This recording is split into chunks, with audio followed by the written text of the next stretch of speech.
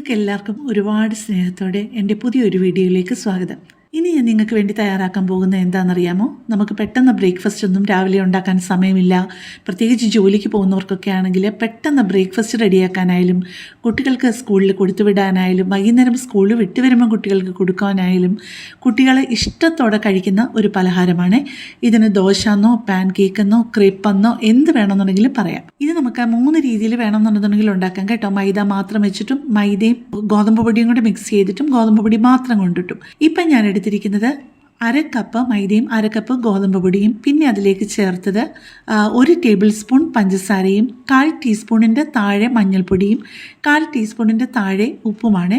ഉപ്പൊക്കെ നിങ്ങളുടെ ഒരു പരുവത്തിന് ചേർത്തോണം കേട്ടോ. പിന്നെ മഞ്ഞൾപ്പൊടി നിർബന്ധമല്ല, പക്ഷേ ഈ പലഹാരത്തിന് കുറച്ചുകൂടി ഒരു ഭംഗി കൊടുക്കും. പിന്നെ ഒരു 3/4 കപ്പ് ചിരകിയ ഫ്രഷ് ആയിട്ടുള്ള തേങ്ങയെന്നെടുത്ത് 1-ാം പാലും 2-ാം പാലും കൂടെ കൂട്ടി 1 കപ്പ് ഒഴിച്ചിട്ടുണ്ട്. പിന്നെ അത് തികയത്തില്ല എന്ന് തോന്നിയത് കൊണ്ട് 1/2 കപ്പ് പശുവും പാലും കൂടെ ഒഴിച്ചു കൊടുത്തിട്ടുണ്ട്. പിന്നെ ചേർത്ത് കൊടുത്തത് 1 ടീസ്പൂൺ ഉരുക്കിയ നെയ്യാണ്. ഇതെല്ലാം കൂടെ ചേർത്ത് നന്നായിട്ടൊന്ന് ഇളക്കി യോജിപ്പിച്ചിട്ട് ഇതെല്ലാം കൂടെ ചേർത്ത് നമുക്ക് മിക്സിയിൽ നന്നായിട്ടൊന്ന് ബ്ലെൻഡ് ചെയ്തെടുക്കണേ. പിന്നെ വേറെ കുറച്ചൊരു വലിയൊരു പാത്രത്തിൽ 2 മുട്ട പൊട്ടിച്ചൊഴിക്കണം കേട്ടോ. മുട്ടയുള്ളത് തന്നെയാണ് ഇതിൻ്റെ ടേസ്റ്റ്, അല്ലെങ്കിൽ നമുക്കൊരു ദോശയുടെ ഒരു ടേസ്റ്റേ വരികയുള്ളൂ.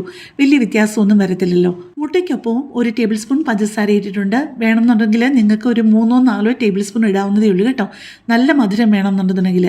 പിന്നെ നിങ്ങൾക്ക് ഈ തേങ്ങാപ്പാൽ ചേർക്കണമെന്ന് നിർബന്ധമില്ല. അതിന് പകരം പാൽ മാത്രം ചേർക്കാം, പശുവും പാൽ മാത്രം ചേർക്കാം. അല്ലെങ്കിൽ നിങ്ങൾക്ക് വെള്ളം മാത്രം ഉപയോഗിച്ചിട്ടാണെന്നുണ്ടെങ്കിലും ഇത് തയ്യാറാക്കി എടുക്കാവുന്നതേ ഉള്ളൂ കേട്ടോ. നമ്മുടെ മൈദയും ആട്ടയും എല്ലാം കൂടെ നന്നായിട്ട് ബ്ലെൻഡ് ചെയ്തെടുത്തുകൊണ്ട് വന്നിട്ടുണ്ട്. പക്ഷേ അത് നല്ല കട്ടിയായിട്ടാണ് കിട്ടിയിരിക്കുന്നത്. അപ്പോൾ ആ മുട്ടയുടെ അയവും കൂടെ നോക്കിയിട്ട് വേണം നമുക്ക് എന്തുമാത്രം പാല് വേണമെന്നുള്ളത് തീരുമാനിക്കാനായിട്ട്. മിക്സിയിൽ പറ്റിയിരിക്കുന്ന മാവെല്ലാം നന്നായിട്ട് വടിച്ചൊഴിച്ച് കഴിഞ്ഞിട്ട് ഇതെല്ലാം കൂടെ നന്നായിട്ടൊന്ന് യോജിപ്പിക്കണേ. ആ മുട്ട അങ്ങ് ഒരുപാട് അടിച്ച് പതപ്പിക്കുകയൊന്നും വേണ്ട കേട്ടോ. അതെല്ലാം കൂടെ നന്നായിട്ടൊന്ന് യോജിച്ചാൽ മാത്രം മതി. ഇതിന് അയവ് പോരാന്ന് തോന്നിയത് കൊണ്ട് വീണ്ടും ഞാൻ 1/4 കപ്പ് പാലും കൂടെ ഒഴിച്ച് കൊടുക്കുവാണേ. പക്ഷേ ഇതല്ലാതെ ഞാൻ വീണ്ടും ഒരു 1/4 കപ്പ് പാലും കൂടെ ഒഴിച്ച് കൊടുത്തു കഴിഞ്ഞപ്പോഴാണ് എനിക്ക് കറക്റ്റായിട്ടുള്ള ആ ഒരു കൺസിസ്റ്റൻസി ആയത്. അപ്പോൾ എനിക്ക് 1/2 കപ്പ് മൈദയും 1/2 കപ്പ് ആട്ടയും കൂടി എടുത്ത് മിക്സ് ചെയ്യാനായിട്ട് കറക്റ്റ് കൺസിസ്റ്റൻസി ആവാനായിട്ട് 1.25 കപ്പ് പാലാണ് ആയത് കേട്ടോ. പക്ഷേ മൈദ മാത്രം യൂസ് ചെയ്യുകയാണെങ്കിൽ നിങ്ങൾ 1 കപ്പേ എടുക്കാവുള്ളൂ. അത് കഴിഞ്ഞിട്ട് നിങ്ങൾക്ക് അയവ് വേണമെന്ന് തോന്നുകയാണെന്നുണ്ടെങ്കിൽ ഓരോ ടേബിൾ സ്പൂണായിട്ട് ഒഴിച്ചു കൊടുക്കാവുള്ളേ. ഏറ്റവും അവസാനം ഞാൻ അതിനകത്തോട്ട് ചേർത്തത് കണ്ടല്ലോ, ഞാൻ വെള്ളത്തിനെ പറ്റി പറഞ്ഞുകൊണ്ടിരുന്നപ്പോൾ ഒരു 2-3 നുള്ള് നല്ല ഫ്രഷായിട്ട് പൊടിച്ച് ഏലക്കാപ്പൊടിയും കൂടെ ചേർത്തിട്ടുണ്ട്. എന്നിട്ട് നിങ്ങൾ ആ പാനിലോട്ട് ഒഴിക്കുന്നത് ശ്രദ്ധിച്ചല്ലോ. നല്ല ലൂസായിട്ടുള്ള കൺസിസ്റ്റൻസി ആയതുകൊണ്ട് ആ പാൻ എടുത്തിട്ട് അതിൻ്റെ ഒരു ഭാഗത്തോട്ട് ഒഴിച്ചിട്ട് പെട്ടെന്ന് നമ്മൾ ഓപ്പോസിറ്റ് സൈഡിലോട്ട് അങ്ങ് ചരിച്ചു കൊടുത്താൽ മതി. നല്ല കട്ടി കുറഞ്ഞ ഒരു ദോശയാണ് കേട്ടോ ഇത് വളരെ ലൈറ്റ് മധുരമാണെന്നുണ്ടെങ്കിൽ നമുക്ക് ചെയ്യാവുന്നൊരു കാര്യം, നല്ല എരിവുള്ള ഏതെങ്കിലും കറിയുടെ കൂടെയോ നോൺ വെജ് കറിയുടെ കൂടെയോ വെജ് കറിയുടെ കൂടെയോ കഴിക്കാൻ നല്ലതാണ്. അല്ല നമുക്ക് ചുമ്മാതെ കഴിക്കാനാണെന്നുണ്ടെങ്കിൽ ഒരു ഇച്ചിരി നല്ലതായിട്ട് മധുരം ഇട്ട് കഴിഞ്ഞാൽ വെറുതെ ഒരു കറിയും വേണ്ട, അങ്ങനെ തന്നെ കഴിക്കാവുന്നതേ ഉള്ളൂ കേട്ടോ. പിന്നെ ഇത് തയ്യാറാക്കുമ്പോഴത്തേ നമ്മുടെ പാനിൻ്റെ ചൂട് വളരെ വളരെ ഇമ്പോർട്ടൻ്റ് ആണ് കേട്ടോ. ചൂട് കൂടിപ്പോയി കഴിഞ്ഞ് കഴിഞ്ഞാൽ ഇതുപോലെ നമുക്ക് ഉണ്ടാക്കിയെടുക്കാനേ പറ്റത്തില്ല. കട്ടി കുറഞ്ഞ ദോശയായിട്ട് ഉണ്ടാക്കിയെടുക്കാനേ പറ്റില്ല. അപ്പോൾ ലോ ഫ്ലെയിമിലും മീഡിയം ഫ്ലെയിമിലുമായിട്ട് വെച്ച് ആ തീ അഡ്ജസ്റ്റ് ചെയ്ത് ഓരോ തവയും കോരി ഒഴിച്ചിട്ട് പെട്ടെന്ന് നമ്മളത് സ്പ്രെഡ് ചെയ്തിട്ടാണ് നമ്മളിത് തയ്യാറാക്കേണ്ടത്. ഒരു ഭാഗം കുക്കായി കഴിയുമ്പോഴേക്കും ഓപ്പോസിറ്റ് സൈഡിലോട്ട് മറിച്ചിട്ടിട്ട് ആ ഭാഗത്ത് കുറച്ച് നെയ്യോ എണ്ണയോ എന്തെങ്കിലും തടവി കൊടുക്കണേ.